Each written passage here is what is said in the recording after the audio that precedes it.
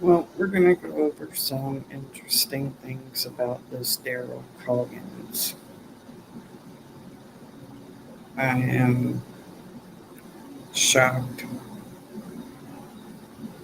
and I want everyone to know that TBI has been notified, and Daryl is in jail, and I'll show you that.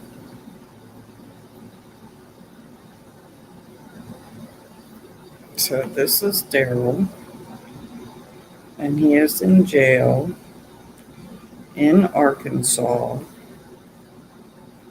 I want to thank my viewer for giving me this information. He's in Pulaski County, and as of today, he hasn't been released. He has a $3,000 bond. I wrote the clerk of the court. They responded. He's got an unspecified warrant, and since it's in Maumelle District Court, by the time she got the information back to me, it was too late for me to call that court. So hopefully Monday I can get some answers to see what his unspecified warrant is. Hopefully it is for the TBI. Hopefully they're going to get to the bottom of Summer's disappearance.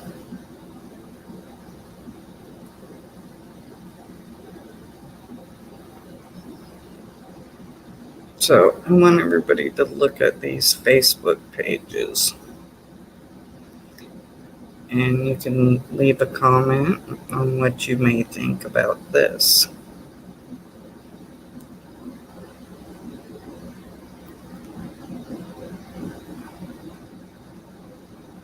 So this is one. And let me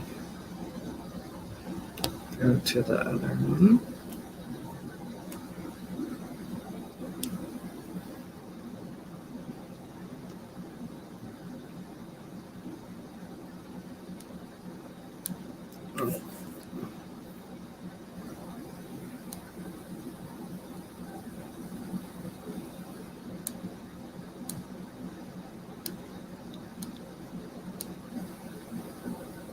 So I'm really curious as to why he is in jail at this point.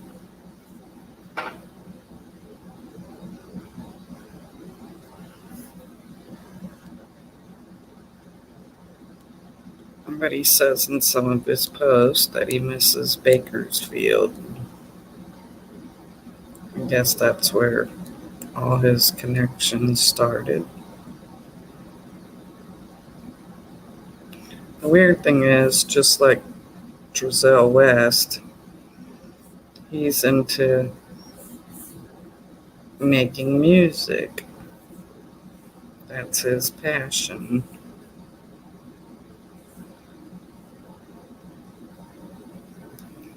So I'm going to take you over to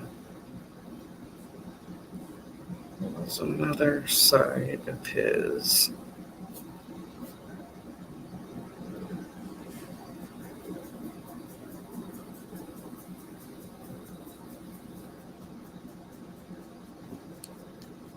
I don't know if it's this one.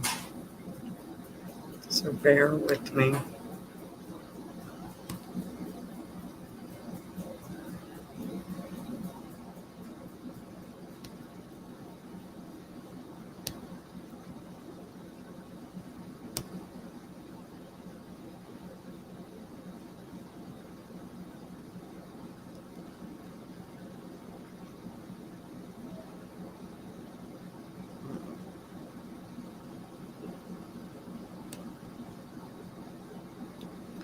There's another one I wanted to show you guys.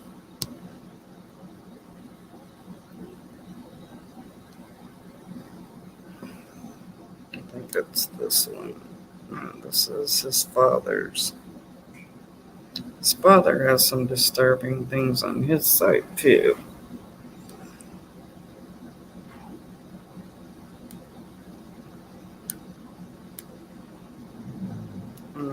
play them.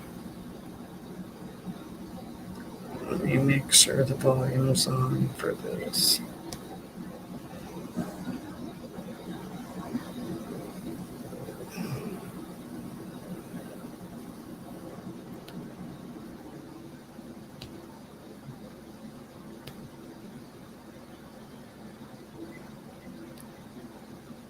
Okay, this is his father's side.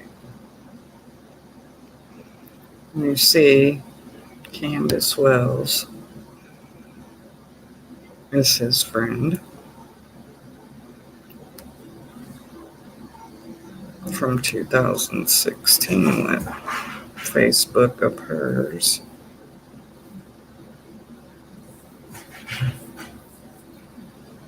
And that is his father. I want to show you something disturbing on his father's posts.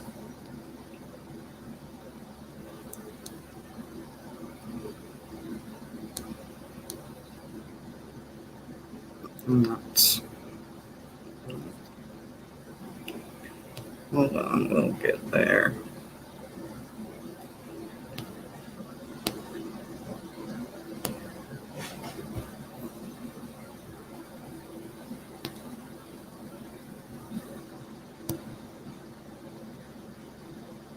This is on his dad's post.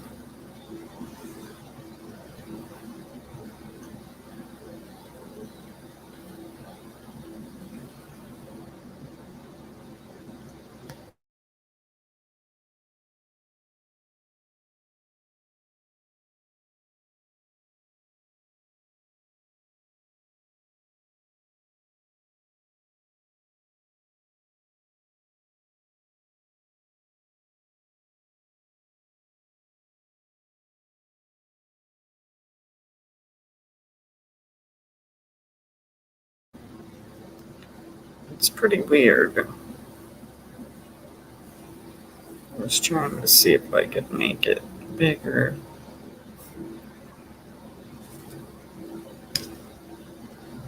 Let's see if we can hear anything.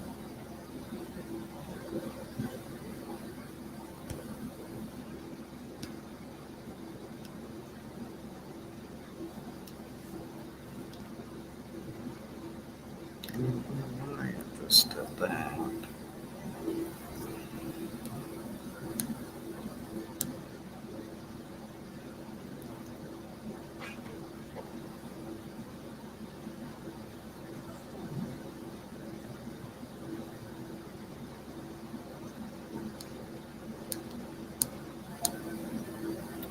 He has another weird one here, too.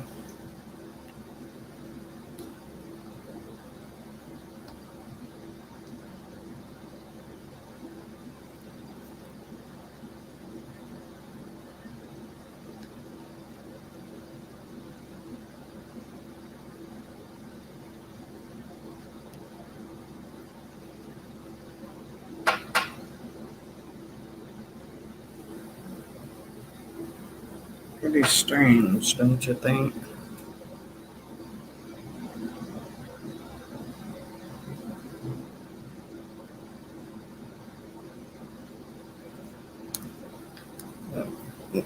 The best ones of him or his father. There was another one.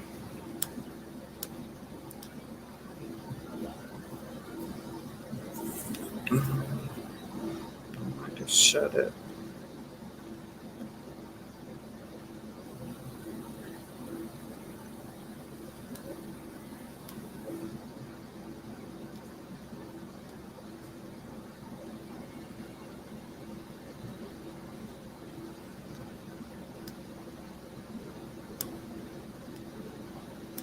He had some real strange things.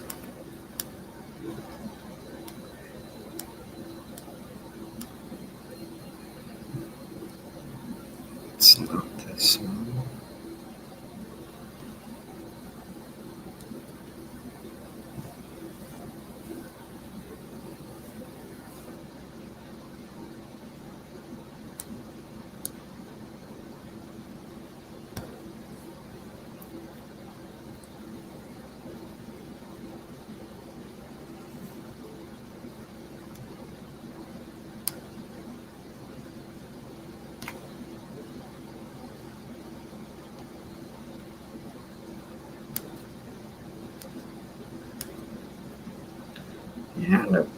Facebook posts with some really strange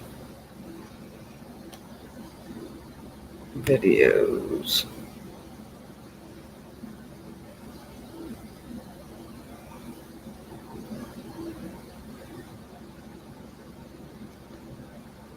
Of course, now I'm not going to be able to find them.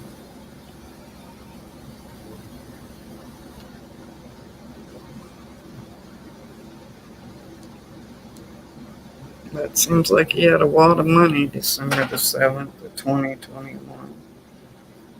You wanted to make sure he showed it off.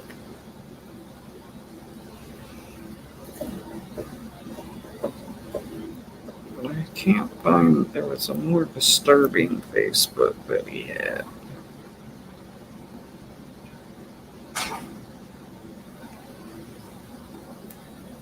Oh, it's this one.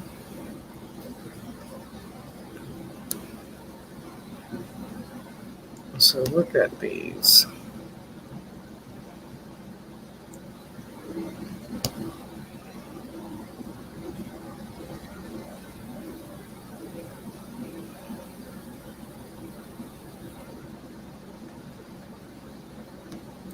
He had some funny videos too.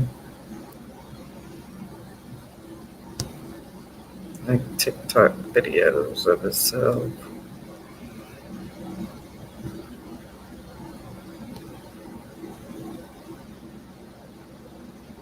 Here they are.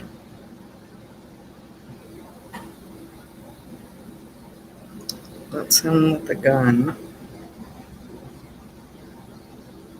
which is kind of scary to know he's got a gun.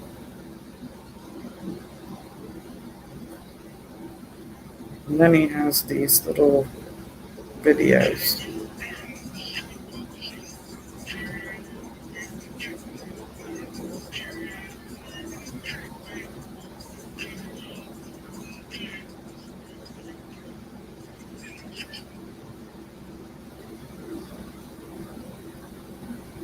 Hope I didn't blow out you guys' ears. I forgot to mute it.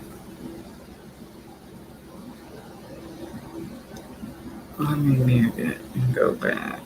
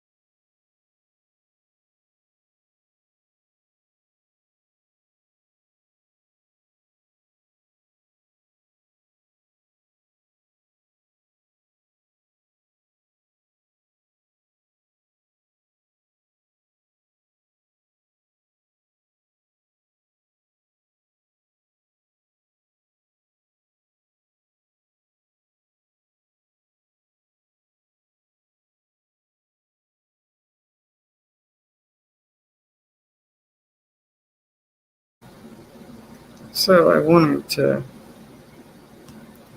get that information and make sure it was recorded. So that way, if something was to happen and they took it down, that there would be proof of it.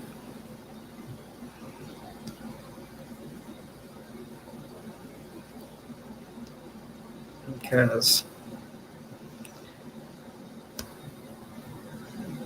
we know he's the Darren Stephens. But there's also one more thing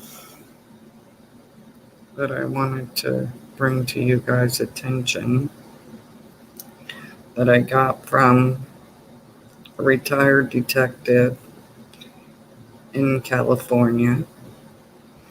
And he said this would probably bring some light to us why mainstream media doesn't cover cases like this. So let me go there. Let me share this.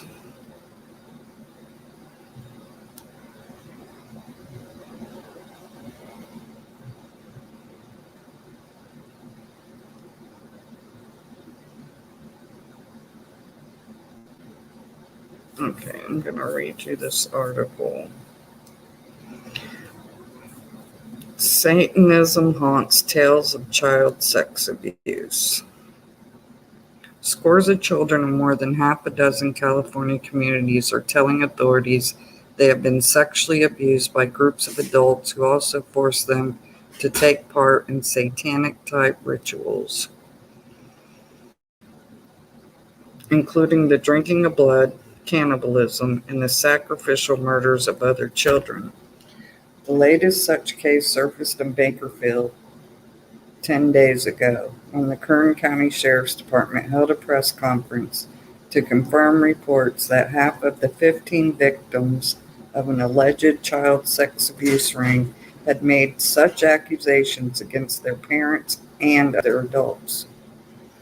We understand the initial human reaction of, "I don't want to believe it. Make it go away," said Commander Frank Drake, who heads City Department's Detective Division. "We do believe the children, but it's not only in California.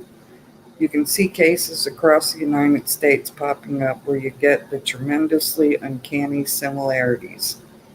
Evidence of similar cases in other states is sketchy at best. Questions about Satanism briefly arose, for example, when a 5-year-old boy in Niles, Michigan, testified last spring that one of the teachers at the daycare center where he was sexually abused had once dressed as a witch for Halloween ceremony. Last month, Deputy Sheriff in Toledo dug up acres of a suburban field after receiving a tip that the local satanic cult had buried as many as 75 bodies in the area, although no bodies were found. But other allegations, disturbingly similar in detail to the ones here, have been made in recent months by at least 36 California children, all of whom also claim to be victims of sexual abuse. Authorities say that as far as they know, none of the children in any of the California cases, which range from Sacramento to San Diego, is known to those in any of the principals in the other cases, nor is there any solid evidence linking abuse suspects. So that means they just haven't found digital evidence of it yet. In Mendocino County, north of San Francisco, several children who attend the same preschool have told police they were made to chant, "Baby Jesus is dead," and subjected to other satanic rituals as a prelude to being sexually abused. The Los Angeles County Sheriff has received allegations by 9 children, ages 4 to 10, that they were sexually abused by half a dozen residents of the same middle-class suburb who combined the abuse with satanic rituals and child murder. "It's an active investigation," said Lieutenant Bill Stolnick. "It involves several child victims and suspects who all reside on the same street in the city of Pico Rivera. Those who treat sexually abused children are both perplexed and worried by the apparent similarities of the children's accounts. It's something I don't want to be identified as knowing that much about," said a psychiatrist who has interviewed the children in one of these cases. "I think anybody who works in this area ought to carry a badge and wear a gun and not have a family. Good luck with your life," said another child therapist, one of whose patients is among the children making such accusations. "My car was blown up 10 days ago." The first therapist, who said he had heard sexually abused children speak of eating flesh, being forced to kill other children, things like that, had initially been skeptical of the children's accounts. I wanted to believe in the worst way that this was explainable on some other basis, he said, but I have a hard time looking at it logically and coming up with any other conclusion.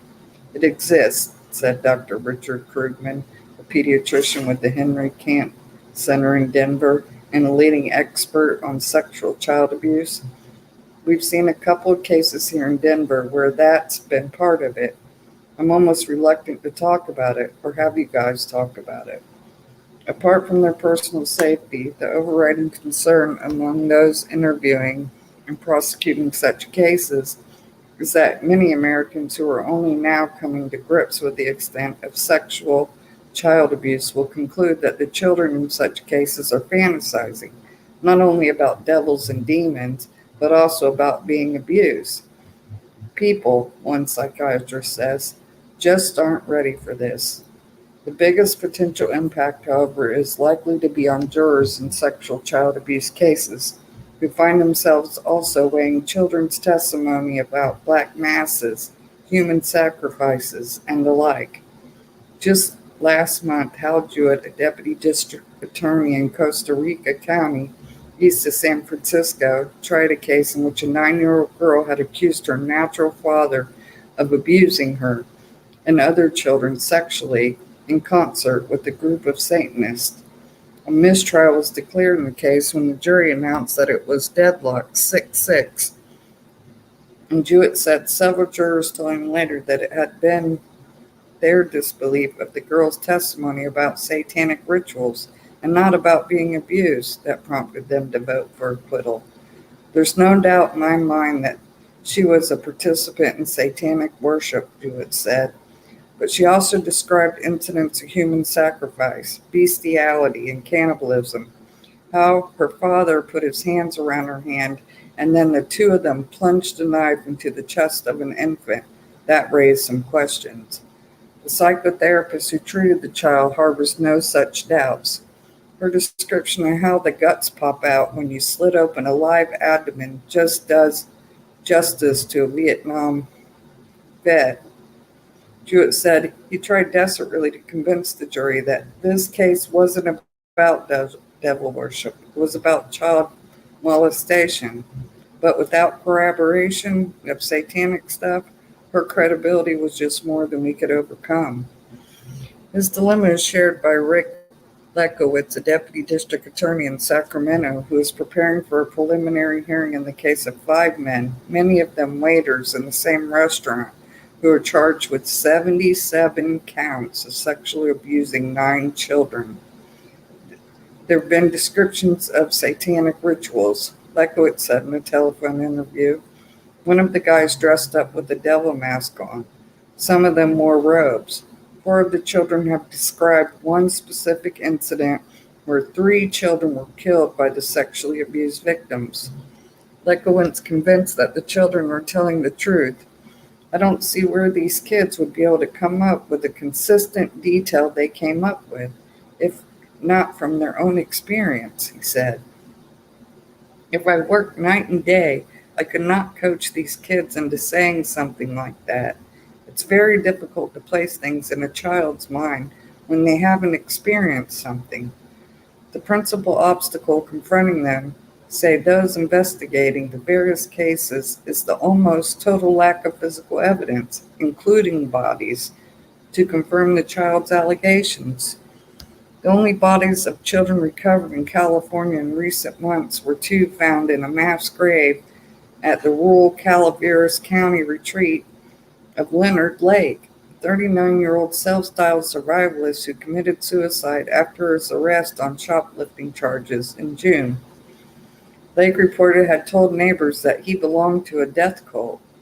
In San Francisco, the practiced ritual murder. Investigators who later searched his Northern California home also found pictures of several partially naked girls, and one neighbor said Lake had repeatedly tried to date her 12-year-old daughter.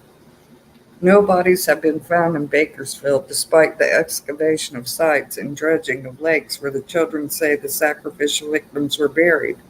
And some of the children's other allegations have not been borne out. According to Rod Williams, an attorney who represents several of the 20 or so charged and uncharged suspects in the Bakersfield case, two of the children independently identified the same church as being the evil church, where some of the Satanist rites had taken place. But once they got inside the church, they said, "No, we've made a mistake. This isn't the church," Williams said.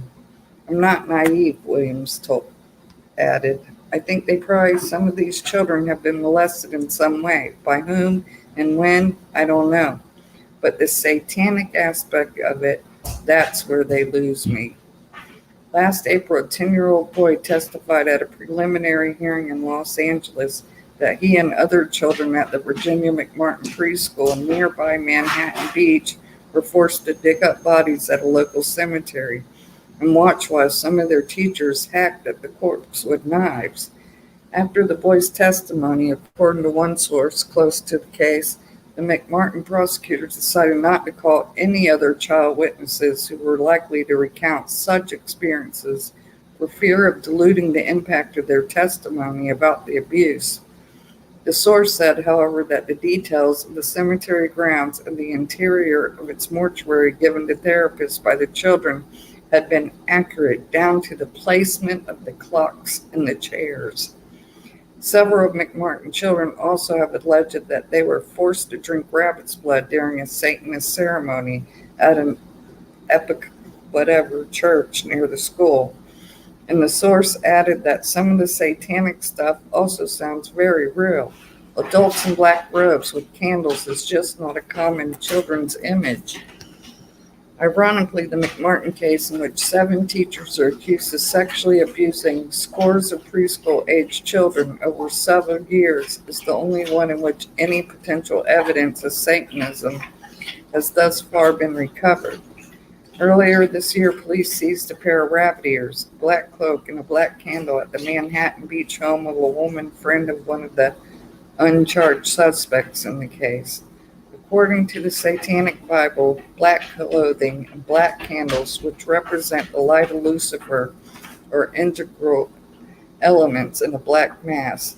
The two principal satanic organizations in this country are the Church of Satan, founded nearly 20 years ago by a former circus performer named Alexander LaVey, and an offshoot cult called the Temple of Set-Both, are headquartered in San Francisco. The Satanic Bible, written and published by LaVey in 1969, approves of the use of human sacrifice, but only to dispose of a totally obnoxious and deserving individual. It adds, however, that under no circumstances would a Satanist sacrifice any animal or baby, and it also forbids rape, child molesting, or the sexual defilement of the animals. But Pat Meteor, an intelligent officer with the Los Angeles Police Department, said in an interview, "People can interpret the Satanic Bible to mean just about anything.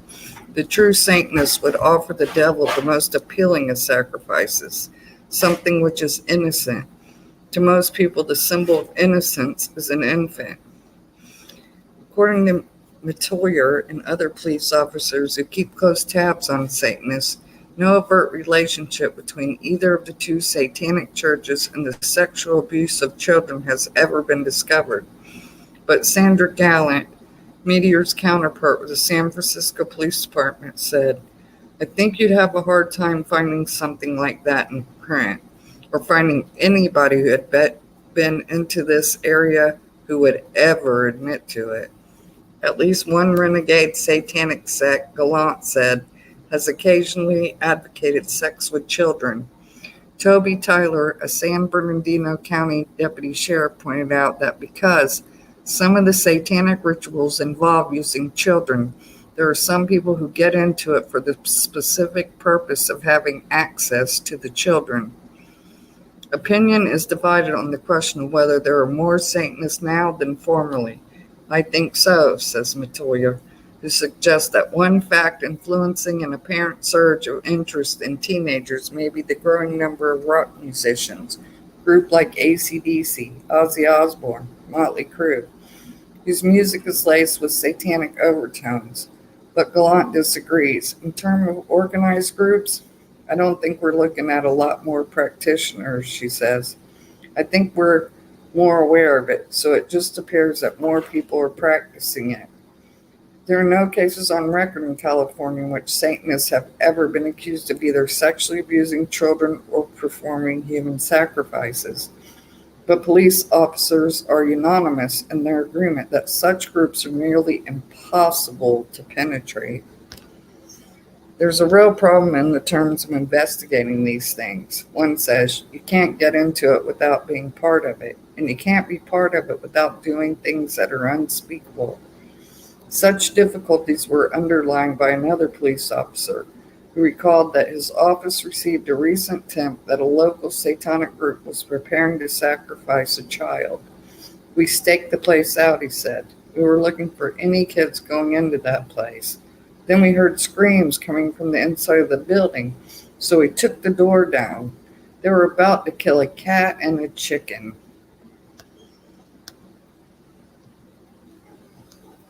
And that's the end of the article.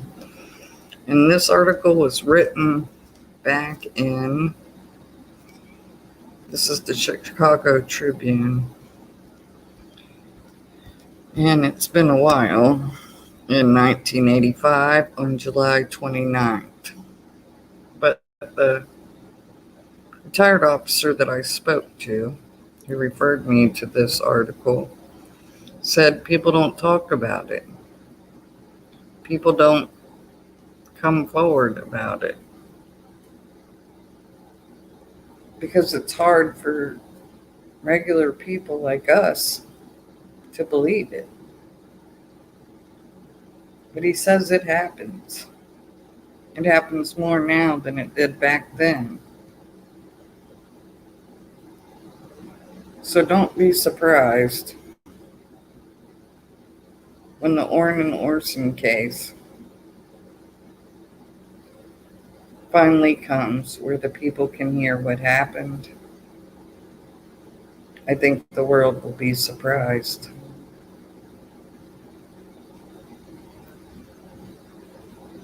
Because this is real. This happens. And it may be what happened to Summer. So for those who tell me,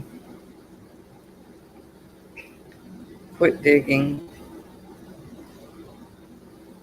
no, I will. But I think the best thing that you guys can do is to let Summer be found. If you're part of it and you don't want people digging any further into your churches, into your Satanism, make sure her body's found. Because I think that's the only way it's going to stop. But I want you guys to know, I can see why the town's scared out there. People who know what really happened to Summer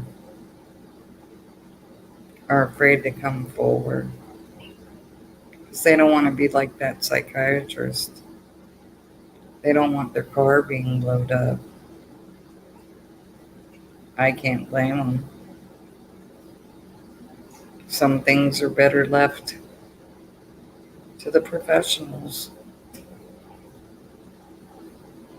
But if people don't talk or people don't stand up, it's just going to continue. And is it okay for it to continue because it's not your child, not your loved one? One day it just may be. Because these groups only get stronger.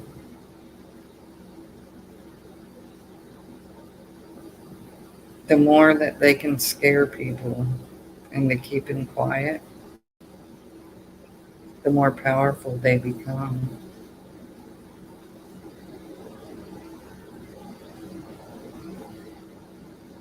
So I say, if you want people to quit digging, because everyone is aware that people have been paid to start YouTube channels, to push a narrative, to cover their ass, to cover their family's ass,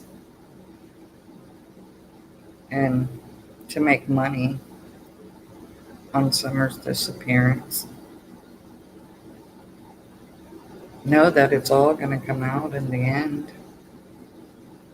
Because Hawkins County may be dirty, but I just don't see the feds being able to turn their head when they find evidence. I want to think that the Tennessee Bureau of Investigation doesn't have a bunch of crooked agents or sick agents who do this kind of thing.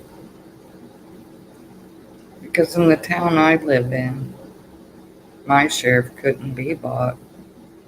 He couldn't be paid off. So I do understand those who live in that town, why you can't go against the grain.